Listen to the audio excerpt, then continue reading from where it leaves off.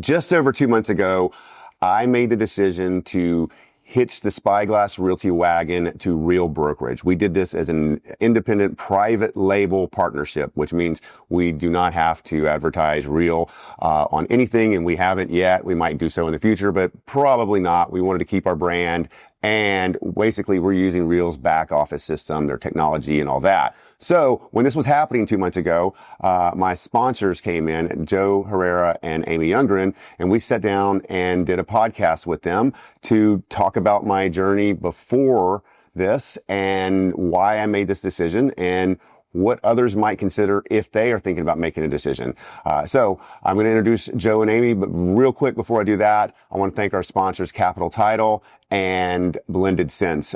They're great, amazing partners. Blended Sense does videos of listings. They're nationwide. You can go to anywhere. If you're speaking at a conference, you can kind of like the Uber of AV, and Capital Title has been an amazing partner for our clients. They do an amazing job. So with that, here's Joe and Amy. All right, guys. I am here with Amy Youngren and Joe Herrera. These guys have been good friends of mine for, what are we, like 8-10 years? I think it's at least 10, right? 20. I think 2014 was our Curator entry. Yeah, and so Well, from Curator. That's right. We met each other at Curator with Chris Smith and Jimmy Mackin, and I met a lot of people in the industry in the national and international industry because, Joe is from Nevada. Yep. And Amy is from Toronto. Yep. Yeah. And so. Toronto. The Nevada of the East. Yeah, that's right. Okay. Yeah. Yeah, our next state. Thank you for saying that. Yeah. Thank you for somebody else saying that than Joe. So, what we're going to get into here in a little bit is, we have this is not going to air for a little while, but as of today, my brokerage has joined forces with Real, where we're keeping Spyglass Realty as our name. We're not even going to be putting powered by or anything like that, but we are using Real as our ecosystem. We'll get to that in a second, but I want to go back to we met each other when I think a lot of us were of similar sizes back in that day, and we've kind of gone through, as along with some other people that we're friends with still that aren't here, but going through the phase of our journey and our careers, because to me Has been a journey. yeah, and Curator was a big part of my journey. Like they had some really. I remember watching Water Cooler with All of us. Chris and Jimmy and yeah, that's how I got Jimmy and Chris, and Jimmy was our keynote speaker at our Realty Hack Summit last year. So first of all, let's talk about your journeys of North Group and Love Local Realty, right? yeah. So tell us. So we had no intention of making any changes. This is 2020 coming out of COVID, sliding into 2021, which I guess it was 2020. We got a buyout offer from Corcoran Global Living, which is now defunct. They just came out of nowhere like, hey, we'd like to make an offer for your brokerage. We had been approached by EXP and every other different company because we were running a pretty rad local brokerage. And at the time we had a coach down in Phoenix, a guy named Brett, well, he's still our coach, but Brett Tanner. And so we're like, hey man, we just got the buyout offer. What should we do with it? And he's like, well, let's vet it for sure. He's like, but if you're open to new opportunities, you should take a look at Real. That was the very first time I ever heard of Real Broker. This is like April 2020. Prior to that, I had never even heard the name. The only concept I had heard of as far as cloud-based, revenue share-based model was EXP. And it wouldn't be fair to say I was a never EXP guy. It just was, to me, the way it was rolled out in Vegas just wasn't our cup of tea. So we transitioned our 100 agents back in 2021. I keep bouncing around on dates. I think it was 21. And so now we're coming up on 4 years at the company. Yeah. It's been crazy. But yeah, I mean, we're still running our team the way we've always ran it. We've got brick and mortar location. We'll do probably 800 transactions in 2025 from our our core group in Vegas. Yeah. But then internationally, really, we've got a couple thousand agents that we collaborate with In your network, in our right? network. And Amy, what about you? You're how behind him were you? I mean, We joined spring 2022. So, so 2 and 3/4 years now. Yeah. yeah. And you were with KW before? We were with Keller Williams before. But you always, and I've always noticed that you've always kind of been, you've kind of promoted your own brand. Yeah. So we rolled out the North Group brand in June of 2017 as a KW team, but we put our brand front and center. So that was important to me as far as what our next step was going to be. I learned so much at KW. I have nothing negative to say about my time at the company. Everything that I know and that I've built in the industry, I learned a lot of it from Keller Williams and from great team leaders and agents at KW. But Diana Kokoska herself said when she at a KW session that I went to, if you've outgrown the pot you're planted in, you need a bigger pot or your roots are going to die. And that is why I first and foremost decided to leave my corporate job in the real estate industry and get into sales about 12 years ago. And that is why at the time I decided to leave KW and move to real. It's those are the two major iterations of my career from in real estate sales. And both times I felt like I'd outgrown the pot that I was in and that I needed a bigger pot. And it's actually when we joined real, I said to Joe, it was like, I feel like this is finally an opportunity to grow as in a brokerage model without borders. Yeah. Because you're so restricted in that brick and mortar or traditional brokerage model. Now, I say brick and mortar as if we don't have a location, but we do have a location. Yeah. So we were I felt like we'd hit our ceiling where we were. I was just starting to figure, what's going to be next? And truth be told, our plan was to go independent. That's really where my head was at, because I was like, okay, if we get this certain number of agents and we've got a really strong both local brand in our market, but also in the industry. We had Curator had played a big role in that, in helping us put our brand on the map. Yeah. And I was like, okay, well, why don't we go independent? Now I remember I had a call with you. I had a call with a number of different independents, both in our market as well as in the US.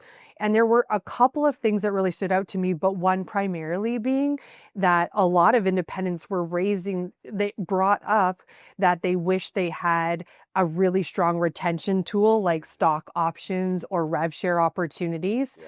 And at the time I had already vetted out a model that had these options.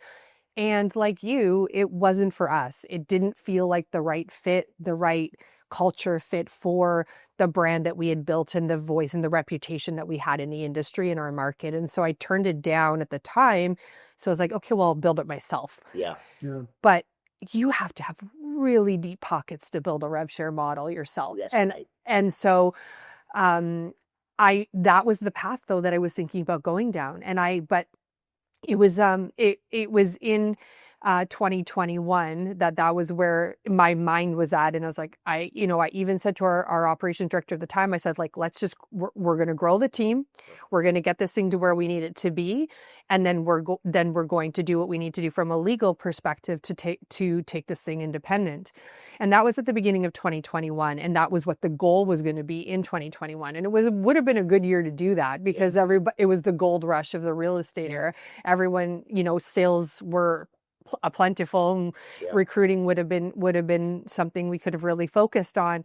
But personally, tragedy hit our family in 2021 strongly. So I put all of my career aspirations on the back burner that year, other than just keeping our team, doing well and in keeping in touch with my clients and doing what I needed to do from a sales perspective, and just really focused on family. Yeah. And as that was kind of coming to, I was coming up for air after a really difficult time in our family, Joe and I had reconnected, and he was just, checking in, what's going on in your life? Is everything okay with your family? And this is what I'm up to. Yeah. And I think I was like, I flat out told him, I was like, I don't want to have this conversation. Yeah. I felt like I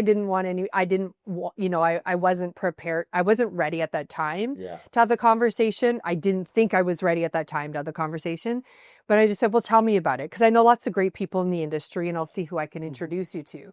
And the rest is history. Well, and I will say this, and I want to talk about my journey too, and how tragedy affects that. But when Joe called me to talk about, actually, it was just like I knew that was part of a subject, right? But like, I mean, my calls every time I've had a call with another company like this, it's always been icky, right? And it was more just like kind of like his tactic was like, look, if you know anybody that's thinking about, they're not happy with the way things are going, or they want to, have some other, I'm making it even worse than it actually was. It was so, it was so diplomatic, and I didn't get any ick from it. And well, the difference maker is that there's an existing relationship.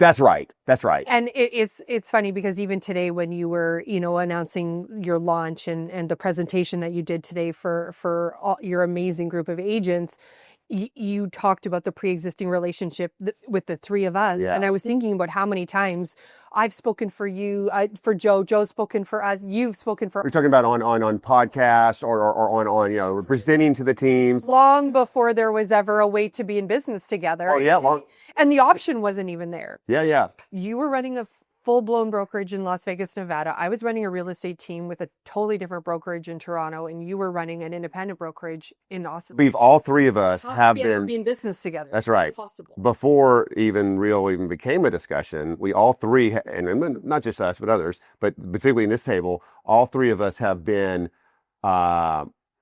teachers to our agent. There's been a teacher to my agent, and then we've also been teachers to each other. Yeah. And our operations directors. Yeah, right. We had a couple meetings. I think we had at one time you and me and Jessica. Oh, and Jess. And our operations people were on like a couple meetings, Yeah. So that's just helping each other. But I think to your point, it's impossible to create in somebody a hunger that doesn't already exist. Yeah. Like, I don't care how good the pizza is. If you're not hungry, I can't just shove it down your mouth. Right. And although pizza, I mean, you could consume pizza even when you're not hungry, but so take it for what it's worth.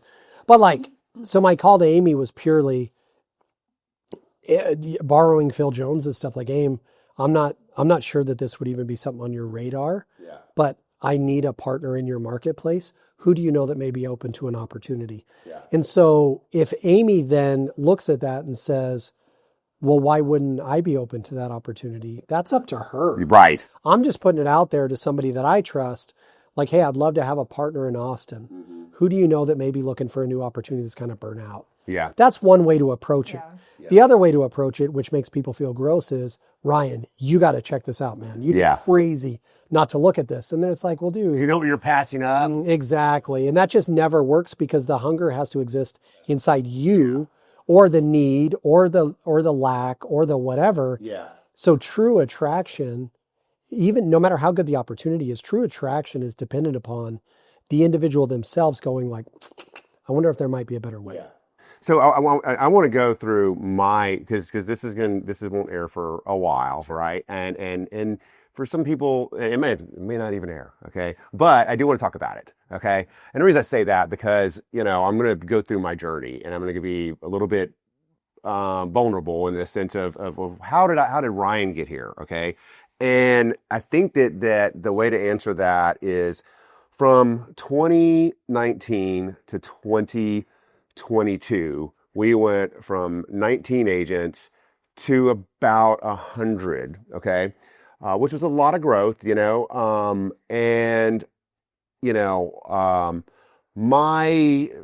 end of 2022, my marriage was on its last leg, and that's where it comes from, the personal tragedy, right? Sure. And in 2023 and 2024, like, I would not be where I am today if I didn't have, particularly Johnny and Sonny. Those guys are just, I can't even describe how amazing. I don't think I have to, right? Like, they're that good.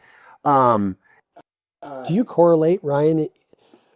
And you could cut this part out, but do you correlate the growth in your business with some of the tragedy that happened in your marriage? Is there a connection with 5x growth? So I don't think I correlate I think what it did, it took a little bit for a period, a little bit of the More attention. well, no, but what I want to say is it took me out of the game for a while.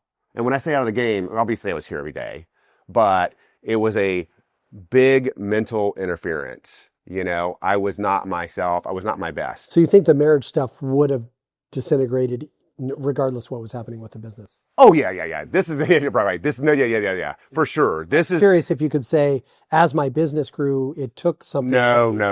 Okay. No, what I would say is that the marriage stuff impacted me in my business. Oh, okay. Okay. And I think it's okay to admit that, because there's seasons, right? Like you go through.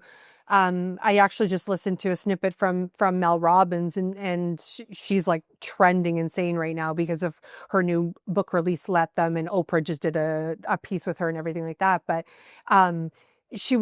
this morning she was actually, I was listening to her, she was just talking about, like, it's okay that you have a setback. It's okay if you go through a difficult time in your marriage, or you have a setback in your business, your career, your weight loss goals, your prospecting goals, like whatever it is, your recruiting goals, any of those things. But as long as you don't quit and you don't give up, and the actual strength comes from the comeback, it comes from the rebound. Back up. Whether that's one day, whether it's 3 weeks, whether it's 3 months, because that season took you through that setback. And like your comeback, your setback that is experiencing the comeback that you're going through right now it's like to be commended. Yeah. And so where it was like, I considered 2022 rough, but I was still there. The market was good. The market was So even if you were distracted, you were still growing. Yeah, but I wouldn't get separated till the beginning of 23. So that was I would consider 23 kind of a buy year, right? Like, let's, whatever. So 2024 happened, and, largely back in 24. Okay. I'm talking mentally, right? Yeah. Back. Okay.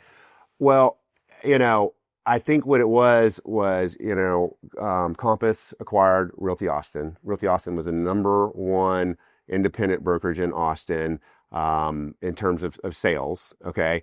And then Compass is number two. Well, they become a behemoth, or whatever the word is. And then before EXP, 3 years ago, they didn't really have that much of a presence here, and they started making a presence, okay? And so, as I'm getting back in 24, we're recruiting. We got up to, 140 agents, but it's like I had, and we talked about this earlier, I have two choices, okay, of staying independent, right? Because Austin, prior to this, was largely an independent brokerage mecca. It was like, to make it here, you almost had to be independent. Right. And even, or with like a super like nationally recognized brand. Well, no, not even a nationally recognized. Look, Keller Williams, this is the home of Keller Williams. Keller Williams. And it struggled a little. Yeah, Keller Williams hasn't been number one in sales, and they had over 3 times the agents that Realty Austin. Because Austin values Austin. Austin values Austin. But as the end, independents had for a while in the real estate industry, independents had a big rise, okay? And over the legacies. And then the disruptors come in, okay? When I say disruptors, you're talking about EXP, you're talking about Compass, right. Some of these brands. And so the grind I got tired of was the retainment. We are so good at taking agents that have been in business 1 to 3 years and bringing them from 1 to 3 million to 7 million. Like, we can do that within 2 years in most cases, right? Mm-hmm. But then they're looking at the allure of EXP or Compass or Douglas Elliman, all the agency, whatever, right? And so you combine that with the fact, and I was one of these guys, I never would join forces, right, with another brokerage, right? You combine with it the fact that, like, okay, I want something for my agents that I can't provide, and still we would not have been here. We would not even be at this point if this private label option was not a factor. I mean, it would have never, ever happened, right? Like, we're Spyglass Realty. We're not Spyglass Realty powered by Real. We're not, the Spyglass team at Real. Like, our name is the same. Yeah. We don't have Real on anything. And well, I just think it's a testament to how Real is innovating in the industry. Sure. Came up with that concept. It's a security play, right? Yeah. Like the insecurity of requiring brand and name adoption is vacant from the Real offering. Real is so confident with its back-end ecosystem and innovation that they're like, dude, keep your name, keep your branding. That's fine. We're still going to bring immense value into your world. Right. So you combine the fact that I had, personal tragedy that I'm out of, right? Then you have, I want to provide something to agents that I cannot provide in terms of, giving them a pathway to stock options and possibly rev share, and plus having everything. Like, I want to be able to have an agent that says, you know what, Ryan, look, look, you provide all this stuff at Spyglass Realty. I don't need it. And they can go be it Real, and then I still benefit from them. And then the people that they have benefit, right? The fact that I'm older now, I'm 49 years old. I'm not, I don't want to go like the two pathways were, I said earlier, two pathways to independence. One, stay where I'm at exactly, where we grow and then we lose, grow and lose, grow and lose, grow and lose. Okay. The other pathway to pure independence is go work, Float it. Work 12 hours a day. And I don't want to do that anymore.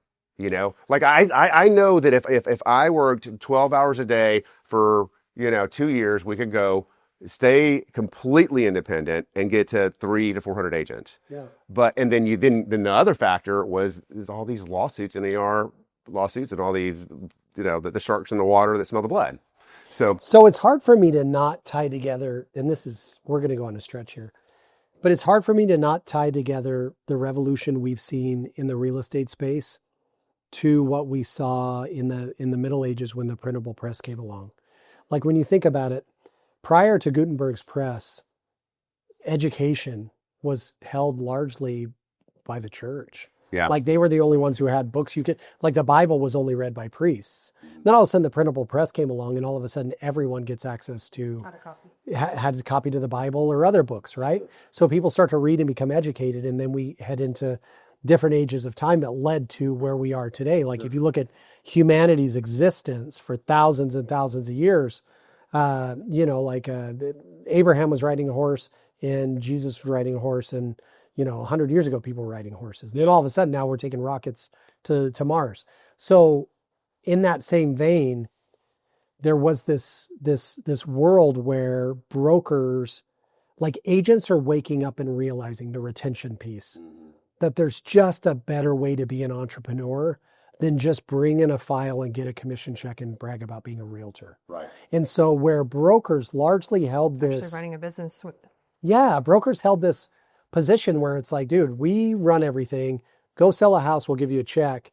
And then the agent entrepreneurs woke up and said, well, why don't we get to be a part of this ownership thing? Like, why don't we benefit from the overall growth of the brokerage? Yeah. I'm the one out there doing 30 deals a year. Why am I not acquiring some ownership in this thing? Right. And that's where that retention piece comes along, is when agents have more of a vested interest. Yeah. Because so long as it's just trade a commission check or trade a closing package for a commission check, it just becomes about who's going to give them a shinier office to play with. Yeah. And then all of a sudden, now you put them in an ownership percentage, and then now all of your agents become partners. And it's not you pat them on the head and say, good job, here's an award. Yeah. It's like, well, no, your reward is you gain wealth. Yeah, right. You have an ownership in this thing. And I think that, when we're talking about the cultural piece of Real, versus another company that I weighed, right? And I don't want to talk trash because they were super gracious to me, is that, as we talked about today, again, this is coming out probably weeks, if not months after we launched, but today was launch. And I told my agents, like, I don't want you guys even to worry about, agent attraction, rev share. I would like put that aside, right? And the other company I was talking to, not just one company, a couple companies I was talking to, they had a different culture on that. And like the last thing, I'm keeping the name Spyglass Realty. Like we consider ourselves an independent brokerage, right? Still, but like the last thing I want to do is tarnish that name that I've worked so hard to build and keep by agents that are doing salesy stuff to other agents to build a downline. And so that was a big attraction for me with Real, is because they actually, because we have cultural guidelines around it. Think about this. I have two daughters. Yeah, I have two daughters that I am crazy protective of. If my daughter, who's 18, went to New York with her friends, the most secure thing I could tell her to do is get in a car with a stranger. Now that's a complete flip from 10 years ago, before. You mean like an Uber? An Uber. Yeah. Because there's guidelines, because there's a process to it. It's like, at first I was like, where is it? Yeah. hop in that stranger's car would have been a nutcase thing to say 10 years ago. Yeah. And so here's the truth. When this agent sponsorship model came around, it was gross and spammy because there were no guidelines around it. Like saying get in that stranger's car is an illogical statement. So is just delivering agent sponsorship model without guidelines around it. If people are just going to do gross stuff. But when you put guidelines around it and say it's relationship based, it's collaboration based, it's open, and it's everybody's working together, then it becomes less about, hey, Ryan, come to lunch with me. And then you get to lunch, it's like, hey, man, he didn't lay out some brochure for you. That doesn't make any sense. But over time, the three of us working together, collaborating, that when you finally got to a point in your life where you're like, I need retention tools, I've gone through a tough market, then you're like, you reach back out and you're like, hey guys, let's open up a conversation. Because private label happened and you're like, okay, now it's starting to work for me. We built a relationship that had nothing to do with Real. And that foundation was already built.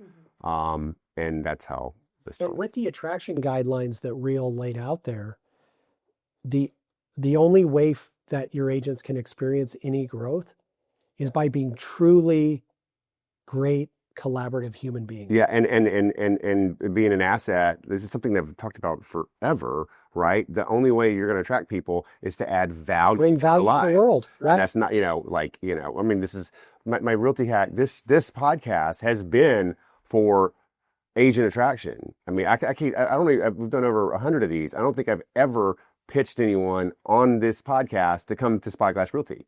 So, but yet it's been the number one thing that has helped me grow Spyglass Realty. The two ultimate attractors in our industry are delivering value, and production. Like, show the world what you're capable of through, whether that's through content creation or through your stats or your ranking or whatever that is. But if you can show the industry that you know how to produce, and if you can then deliver value on helping others do the same, game over. Here's the problem our industry faces in an agent attraction model world. Funny enough, if you go back and read the reports, like the news reports from the creation of the bicycle, the problem people had with the bicycle is the old people, the old dogs, thought that youth would use it as tools for fornication. They literally were like, the problem is they're going to ride out into the woods and do things they shouldn't do. And so it's like, it's crazy to read it, right? But that's what they thought, like, oh no, children can now get away fast. They're going to go do crazy stuff. So then in this world, every once in a while, the concept of agent attraction, a model where we're all working and attracting and collaborating with each other, people go like, well, no, you're going to start being spammy. Well, no, you're going to start whatever. Part of it is from past history of seeing some of that. But part of it is just fear that, like, we're just comfortable with the broker that sits in the desk, answers all of our questions, gives us our commission check, and we're on to the next deal. Unfortunately, the world has advanced. And so now it's not about like, get off my lawn, like type of stuff. But the thing that I love that Real's done, and full disclosure, it takes self-control. Because I would love to just run ClickFunnels and ads to grow. But I know that I cannot. So then it constraint fosters creativity. If you go to, for anyone, I would tell them, go to Disneyland and go to Disney World. They're two completely different experiences. Disneyland has constraints on their acreage. So every square inch of that place is dialed. You go to Disney World, it's a little bit more willy-nilly because they have unlimited land. So the attraction code that Real has creates a world in which you do have some bumpers. Yeah. So now it's like, well, how can we truly bring value? And that's what aligned more to me. Yeah, well, look, guys, it's been an amazing journey so far, and was just beginning. And this is something that I've always appreciated your friendship, and so we're gonna launch, and we'll see where it goes. Where can people find you guys? Yeah. Instagram At Amy Youngren _. Yeah. Underscore at the end? Yeah. Okay. Is there another Amy Youngren? Take out the underscore? Out there, there's only one Amy Youngren. Yeah. What about you? What's your? It's at Joe Herrera. Yeah. And here's what I love, Ryan. And there, 3 years ago, there wasn't a vehicle. What I loved about what Curator did, the concept was Amy's great at videos, Ryan's great at team management, Joe's great at lead generation. So let's just all share our best practices. Collab. And really, Real created, in my opinion, multi, and Tom Ferry's done a lot of it, right? There's like multi company collaboration, like let's share our best practices with each other. But Curator, even more than like a Tom Ferry, Curator wasn't like Jimmy teaches everybody's tactics. They're like, Amy, come up and tell everybody what you're doing. Jimmy just spotlighted what everybody was doing right. That's right. Well, Yeah. And there wasn't Jimmy and Chris. there wasn't a business model that allowed us to even work together back then. Yeah, right. So we just collaborated. It was the first of its kind, in my opinion. And so now Real has this. What I'm excited about for the future of working together is we're now family. Yeah. I'm in Vegas, you're in Austin, she's in Toronto, and now we can just all build together. And that's what excites me is we're going to go find other like-minded people. Yeah. We're going to continue to build rad stuff together, and like we're going to attract like-minded people that want to learn from each other and build together and grow together, and that's what excites me about this thing. Oh yeah, I'm excited. Fun. We're gonna have a lot of fun. All right. Thanks, guys. Sweet.